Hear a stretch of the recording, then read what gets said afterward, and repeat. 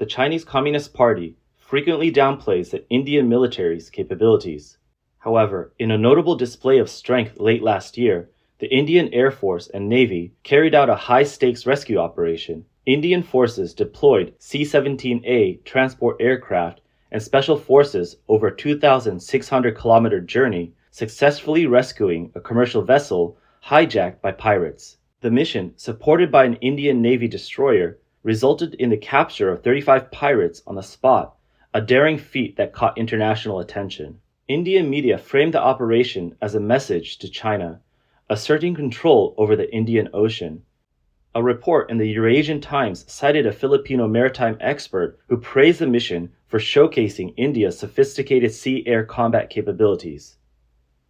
This was seen as a subtle jab at China's naval forces, which critics say focus more on propaganda than on real-world combat readiness. The incident began on December 13th last year. A Maltese-flagged cargo ship called Ruen was hijacked by pirates 240 kilometers off the coast of Somalia. At first, the ship stayed in Somali territorial waters, but later moved into international waters. The Indian Navy responded quickly. The destroyer INS Kolkata began surveillance and deployed a small drone for close-range reconnaissance. Surprisingly, the pirates, unfamiliar with high-tech equipment, managed to shoot down the Indian drone by accident. Losing a drone wasn't a big issue for India, but it signaled the pirates were escalating their actions.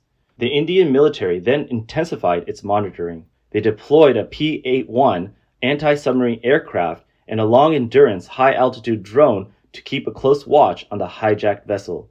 After completing reconnaissance, India decided to launch a direct rescue. The Indian Air Force sent a C-17A transport aircraft carrying 2 inflatable boats and a team of Macros special forces. They flew 2,600 kilometers to the target area. The commandos parachuted in phases and landed accurately on the sea surface.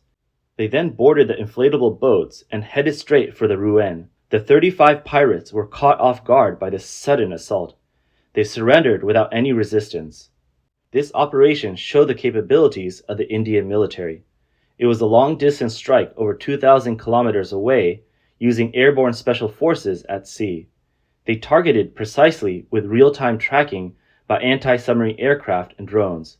The operation had uninterrupted communication and skilled naval commandos. All of this displayed India's powerful maritime combat abilities. If the Chinese Navy faced a similar situation, the Y-20 transport aircraft could theoretically drop inflatable boats and personnel at sea. But to achieve India's level of precise long-distance strikes and sea-air coordination, they would need more practice and training. In the complex and dynamic ocean environment, airdrop missions demand high coordination and technical skill. Much of China's equipment is of knockoff quality, with uneven training and lacks systematic planning. These issues would present challenges during critical open sea missions. India sources its equipment mainly from the West. This ensures quality and comes with comprehensive training to maximize its effectiveness. In terms of equipment quality and operational efficiency, China finds it hard to match India. The Chinese military would likely rely on the Jiaolong Special Operations Unit from their escort fleet. They would use assault boats to shadow the pirate ship, but they might run out of fuel midway, leaving the mission stranded in the Indian Ocean. China's escort missions have traditionally been low-key and thrifty. Deploying a large fleet for a few dozen pirates is not the CCP's style, so sending out 1 or 2 frigates is already considered a big deal. However, relying solely on frigates to patrol vast ocean areas can be inefficient. Without aerial reconnaissance, locating a commercial ship that isn't broadcasting an identifier becomes a difficult task. Ship-borne helicopters can assist, but their limited range often restricts their effectiveness. While China has criticized India's approach as using a sledgehammer to crack a nut, in situations that require more robust support, China's more restrained strategy may face challenges in delivering effective results. India's media mocks China's dumpling-making shipbuilding spree. They criticize China for not deploying these ships when needed.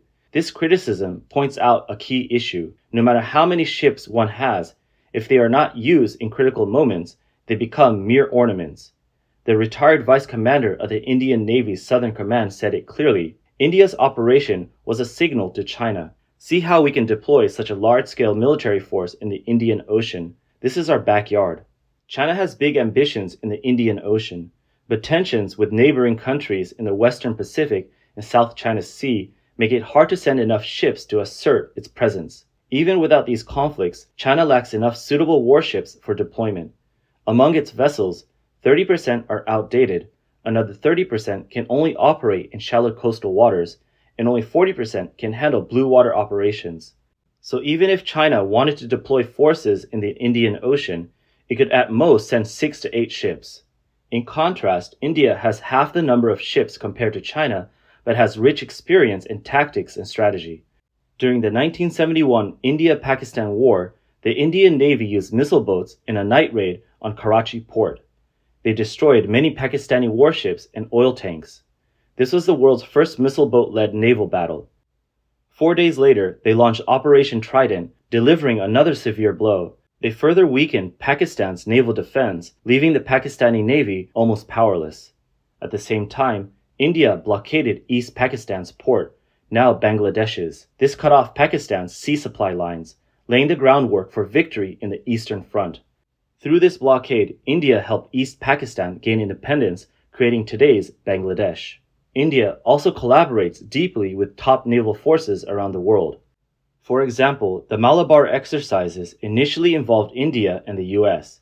Now, Japan and Australia also participate, focusing on advanced skills like anti-submarine and carrier operations. Other exercises include Varuna with France, emphasizing carrier operations, Konkan with the UK for anti-submarine and surface wartime, and Simbex with Singapore, covering coastal defense and offshore combat. These drills have enhanced India's combat capabilities and increased its influence in the Indo-Pacific region. India also participates in the world's largest multinational naval exercise, RIMPAC. Here, they train with experts from Asia-Pacific, gaining extensive experience. On the other hand, China mainly conducts exercises with Russia and a fewer weaker countries. This limited approach restricts progress. The key for success is to deploy these resources effectively at the right place and time. China has certain advantages in naval deployment compared to India, but India has its unique response strategies. They have built partnerships with foreign naval engineering companies. India's weapons and sensors come from top countries. They can freely procure foreign weapons, which is a key advantage. For example, the Calvary-class diesel-electric attack submarines were designed with a French naval group.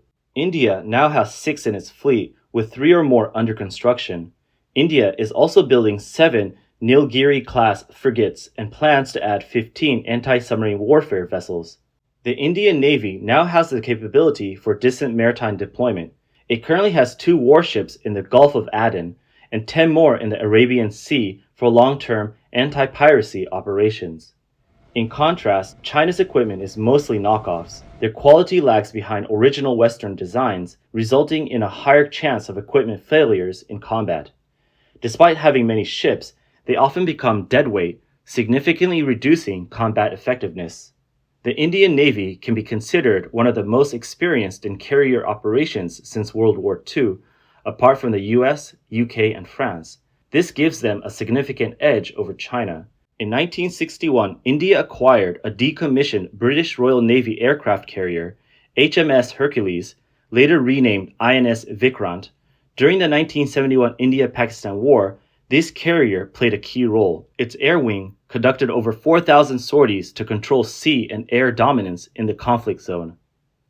They sank 8 Pakistani warships and directly aided the army's victory. This shows the Indian Navy has long relied on carriers for operations. Carriers have become the core of the military strategy, either in cooperation with the army or in independent missions. In June last year, India conducted a dual carrier exercise in the Indian Ocean. Both the eastern and western fleets were mobilized. The INS Vikram Matidya and the newly commissioned INS Vikrant took part. They even completed night flight training for carrier-based aircraft in the INS Vikrant. This achievement is notable, as even the US Navy rarely deploys 2 carriers simultaneously in the Indian Ocean. Indian media outlet Eurasian Times claimed this exercise showed the Indian Navy has surpassed China in both aircraft carrier operations and overall strength. China, on the other hand, has not conducted large-scale training with its two carriers together. They haven't even moved to the Indian Ocean to show force. China's three carriers are in different stages. The Fujian is still in sea trials, the Liaoning has moved to the Philippine Sea, and the Shandong is training with amphibious ships in the South China Sea.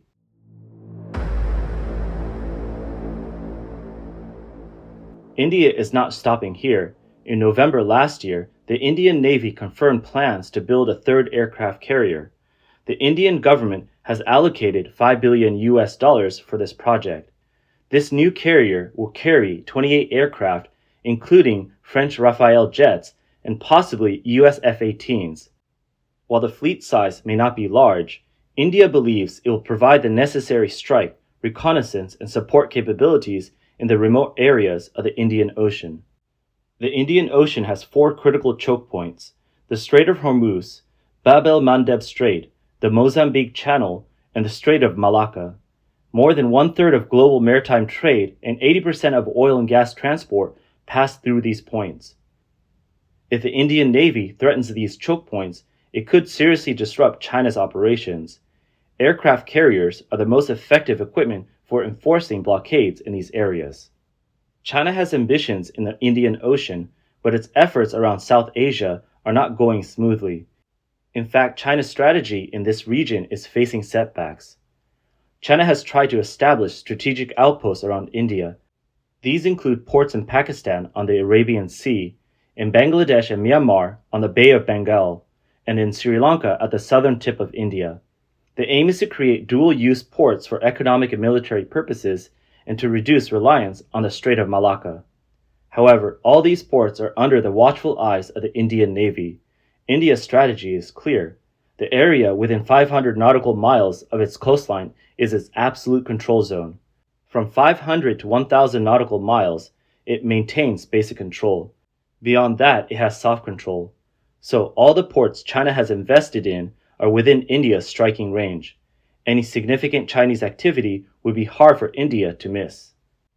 For example, if China wants to transport goods from Pakistan's Gwadar port, the route is under Indian surveillance. India can monitor this activity to prevent any suspicious movement. In 2017, Pakistan ordered 4 Type 054 AP frigates from China to protect Gwadar. 2 have been delivered, but this is not enough to counter the Indian Navy. Myanmar's Kyakpu port and several ports in Bangladesh are also within 1,000 nautical miles of India. Ships leaving these ports must pass through the Andaman and Nicobar Islands, which are under Indian surveillance. In response to China's growing presence, India invested $8 billion in Iran's Chabahar port, just 100 kilometers west of Gwadar. India is also establishing a port in Indonesia's Sambang Island at the entrance of the Strait of Malacca. Currently, the Chinese Navy maintains a presence in the Indian Ocean under the guise of anti-piracy missions. But if tensions between China and India escalate, Chinese fleets would encounter significant obstacles at key choke points like the Strait of Malacca and the Sunda Strait, complicating the entry into the Indian Ocean. Even if they managed to bypass these barriers, they would still have to navigate close to India's Andaman and Nicobar Islands, which immediately presents logistical challenges. Expecting India to provide refueling and supplies is not realistic. To venture deeper into the Indian Ocean, China would need to rely on support from bases in other countries. Yet, these nations would have to weigh the risks of aiding China against their relationships with India and the United States. The Indian Air Force has bases on Deccan Peninsula, the Lakshadweep Islands, and the Andaman Islands. Equipped with Su-30 Mark I fighters armed with BrahMos missiles, they can strike Chinese vessels in the Indian Ocean with ease. If the Indian Navy decides to challenge China in the Pacific, many countries would support India, including Vietnam, Japan, Australia, Indonesia, the US, France, and the UK. In such a scenario, India could emerge as a winner.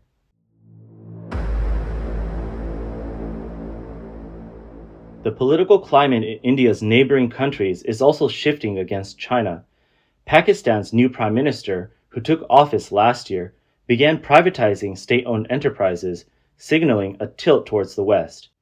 Pakistan, already dissatisfied with its Chinese weapons, is growing more frustrated with China. Bangladesh presents a similar picture. China has invested heavily there, building ports, bridges, and power stations, and has armed the Bangladeshi military. However, in May, a Chinese Type 59 tank malfunctioned, causing a fatal accident, which angered the Bangladeshi military. On August 5th, the pro-China government of Hasina was overthrown by a coalition of the military and the public. On August 8th, the United States expressed readiness to work with Bangladesh's new interim government led by Nobel Peace Prize winner Muhammad Yunus. They aim to build a democratic future. This suggests that Hasina, the former president, had long been under Western scrutiny.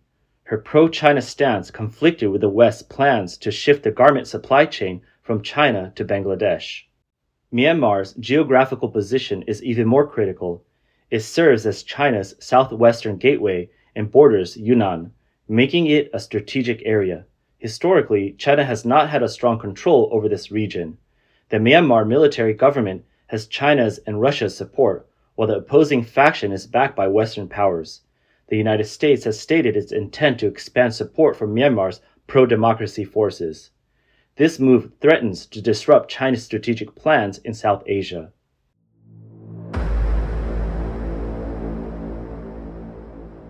The United States plays a critical role in the rivalry between India and China in the Indian Ocean. In recent years, military cooperation between the US and India has deepened.